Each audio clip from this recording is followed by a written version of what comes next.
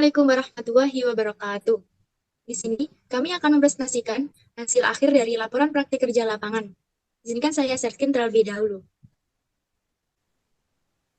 Laporan praktik kerja lapangan di Dinas Komunikasi dan Informatika atau Diskominfo Kabupaten Gresik. Dengan anggota yaitu saya, Nadia Dimarwanda dengan NIM akhir 088. Saya tidak bisa sendiri dengan akhir 011. Di bawah dosen pembimbing yaitu Ibu Dr. Nur Hamidah SSI MSI dan dosen pengujinya Bapak Dr. Andes Sulianto MSI dan Ibu Saidah Zahratul Jannah SSI MStat.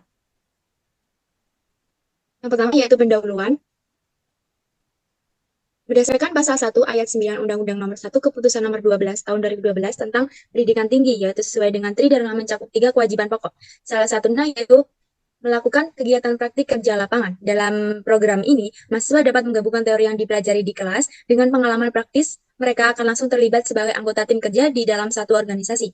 Program Studi S1 Statistika Universitas Airlangga Fakultas Sains dan Teknologi Surabaya memiliki upaya mewadai mahasiswanya dalam kegiatan praktik kerja di instansi atau lembaga agar mahasiswa mampu mengaplikasikan kemampuannya di bidang statistik secara langsung di lapangan tanpa terpaku pada teori saja.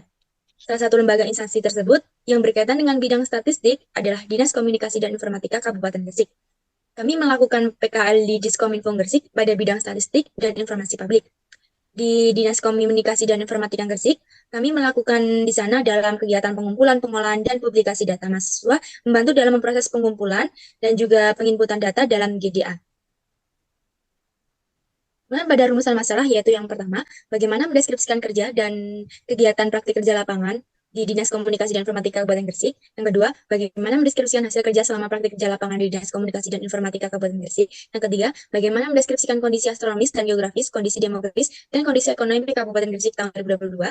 Dan untuk tujuannya, yang pertama, mendeskripsikan kerja dan kegiatan PKL di Diskominfo Kabupaten Gresik. Yang kedua, mendeskripsikan hasil kerja selama PKL di Diskominfo Kabupaten Gresik. Yang ketiga, mendeskripsikan kondisi astronomis dan geografis, kondisi demografis, dan kondisi ekonomi Kabupaten Gresik tahun 2022.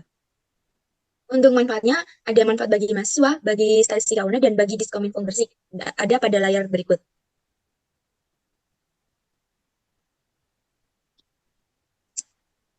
Yang selanjutnya yaitu geografi instansi.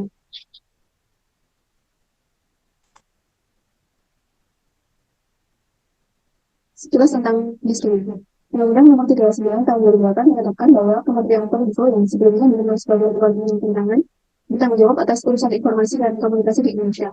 Pada tingkat daerah, Pemda Kabupaten Gresik Nomor 12 Tahun 2016 membentuk Diskominfo sebagai pelaksana urusan pemerintahan daerah di bidang komunikasi, informatika, statistik, dan persaingan. Visi dan misi Diskominfo Kabupaten Gresik adalah sebagai berikut.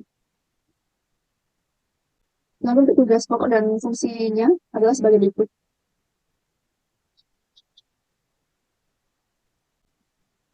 Dan untuk susunan organisasi Dinas Kominfo Kabupaten Gresik dapat dilihat pada layar.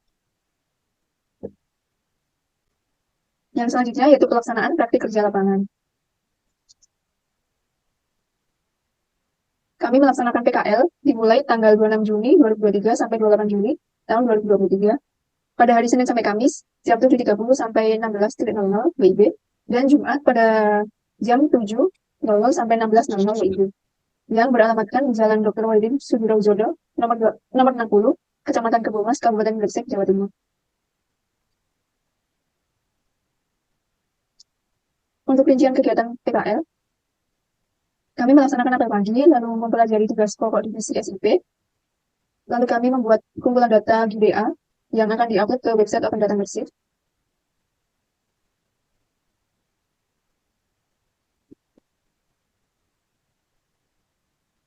Kami juga mencari data di GDA file Kominfo yang terdapat kata kunci reliabilitas, sosial, difabel, dan lain-lain. Lalu kita juga melengkapi data permintaan data statistik FSPA.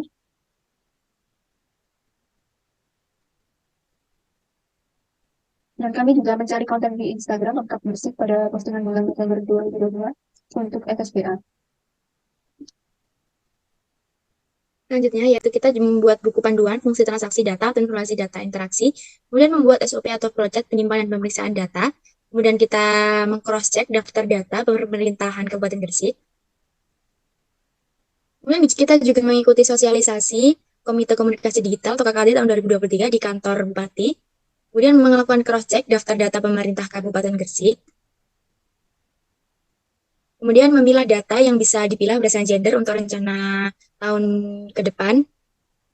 Kemudian merekap data di Excel yang diampu oleh BPS.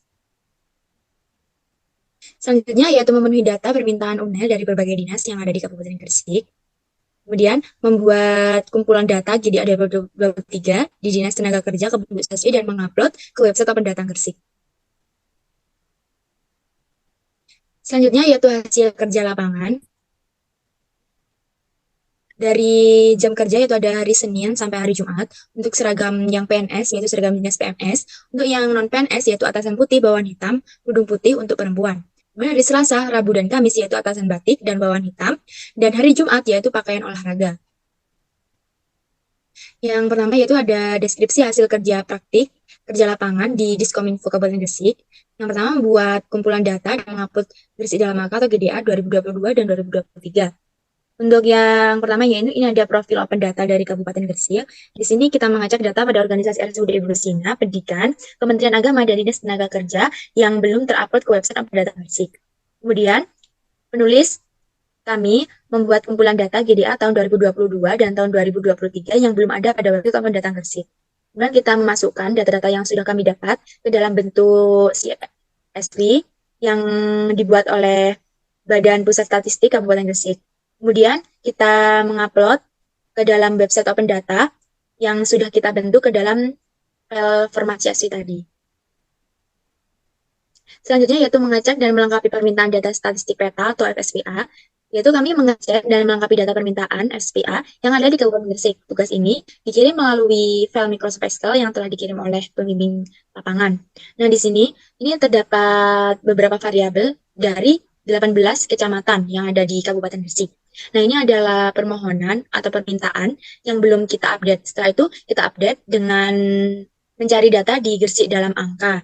Di sini ada beberapa variabel juga dan tidak semua data yang kita dapat itu ada. Ada beberapa data yang memang tidak ada dalam Gresik dalam angka. Selanjutnya itu membuat buku panduan dan SOP satu data Kabupaten Gresik.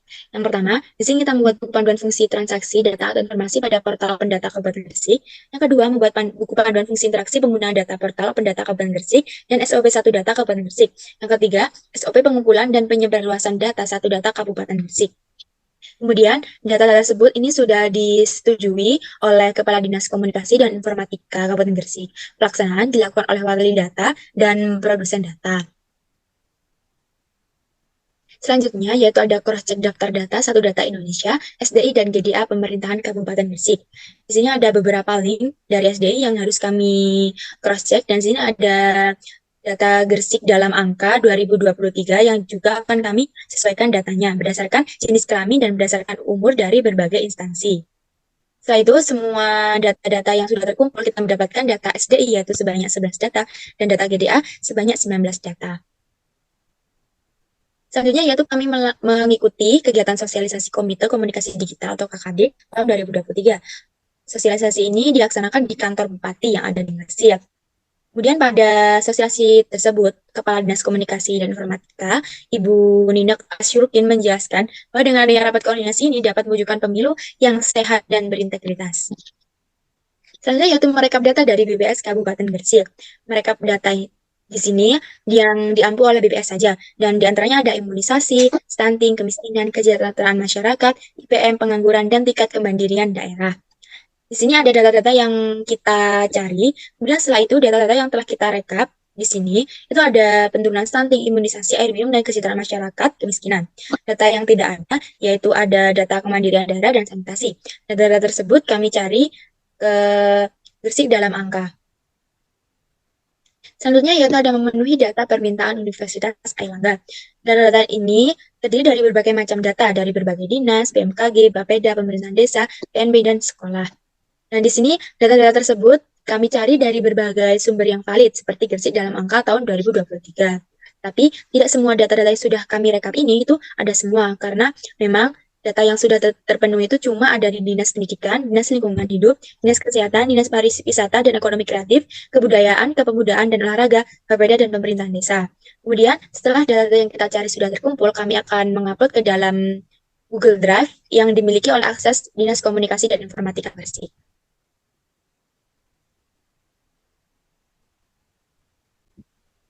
Gambaran umum Kabupaten Gresik. Yang pertama ada kondisi astronomis dan geografis. Dapat dilihat pada layar. Itu adalah peta dari Kabupaten Gresik. Menurut website resmi Kabupaten Gresik, secara geografis, Kabupaten Gresik terletak di 112 sampai 113 derajat pucuk timur dan 7 sampai 8 derajat lintang selatan. Berdasarkan posisi geografisnya, memiliki batas-batas sebagai berikut. Di sebelah utara, berbatasan langsung dengan Laut Jawa. Di sebelah timur, berbatasan langsung dengan Selat Madura dan Kota Surabaya. Di sebelah selatan, berbatasan langsung dengan Kabupaten Sidoarjo dan Mojokerto. Lalu di sebelah barat, berbatasan langsung dengan Kabupaten Malang. Secara umum, wilayah Gresik dibagi menjadi dua, yaitu Gresik Barat dan Pulau Bawean. Kabupaten Gresik itu terdiri dari 18 kecamatan, 330 desa, dan 26 kelurahan. Dua kecamatan berada di Pulau Bawean, yaitu Kecamatan Sangkapura dan Kecamatan Tambak.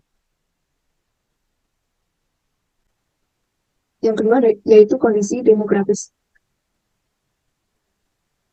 Jumlah penduduk Kabupaten Gresik pada tahun 2022 berjumlah 1,2 juta orang, yang terdiri dari 648.000 sekian penduduk laki-laki atau 50,24%-nya. Lalu ada 642.000 sekian penduduk perempuan atau sekitar 49,76%-nya. Lalu untuk kecamatan yang merupakan urutan teratas jumlah penduduknya tertinggi yaitu Kecamatan Menganti, sedangkan yang jumlah penduduknya paling sedikit yaitu Kecamatan Tambak. Dengan luas wilayah Kabupaten Gresik sekitar 1,2 ribu kilometer persegi yang didiami oleh 1,29 juta orang, maka kepadatan penduduk Kabupaten Gresik adalah sebanyak 1.604,4 jiwa per kilometer persegi. Daerah yang mempunyai kepadatan penduduk paling tinggi dapat dilihat pada tabel, yaitu Kecamatan Gresik, dan yang mempunyai kepadatan paling rendah adalah Kecamatan Tambak.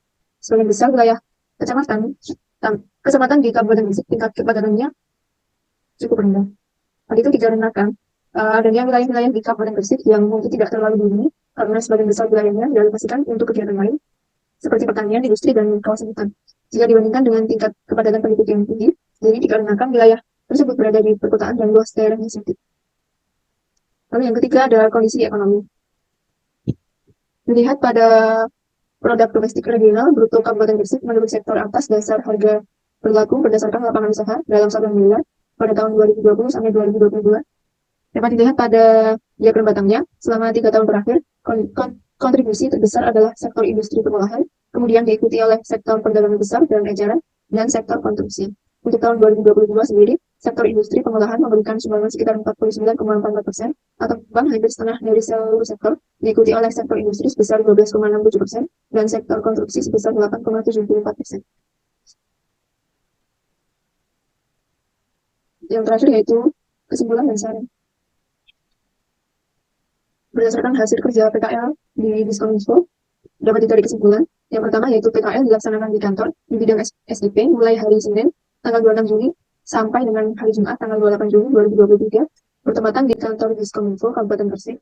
Lalu hasil kerja selama melaksanakan PKL di Diskominfo adalah kumpulan data Gresik dalam angka, publikasi data GDA 2023 di website Open Data Gresik.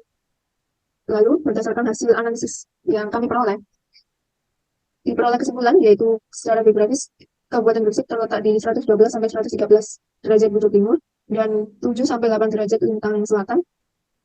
Lalu Kabupaten Gresik berbatasan langsung dengan Laut Jawa, Selat Madura, serta Kota Surabaya, Kabupaten Sidoarjo, Mojokerto, dan Kabupaten Lamongan. Dengan jumlah penduduk Kabupaten Gresik pada tahun 2022 yang terdiri dari 648 sekian laki-laki dan 642 sekian perempuan, kecamatan yang mempunyai kepadatan penduduk yang paling tinggi adalah Kecamatan Gresik, dan yang mempunyai kepadatan paling rendah adalah Kecamatan Tambak.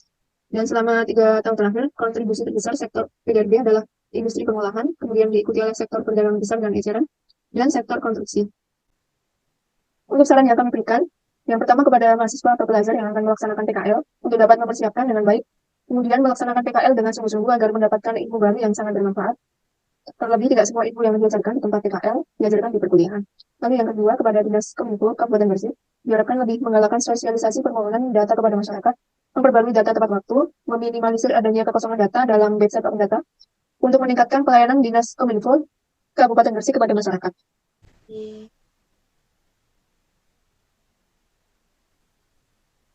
Sekian presentasi dari kelompok kami. Apabila ada salah kata, mohon maaf yang sebesar-besarnya.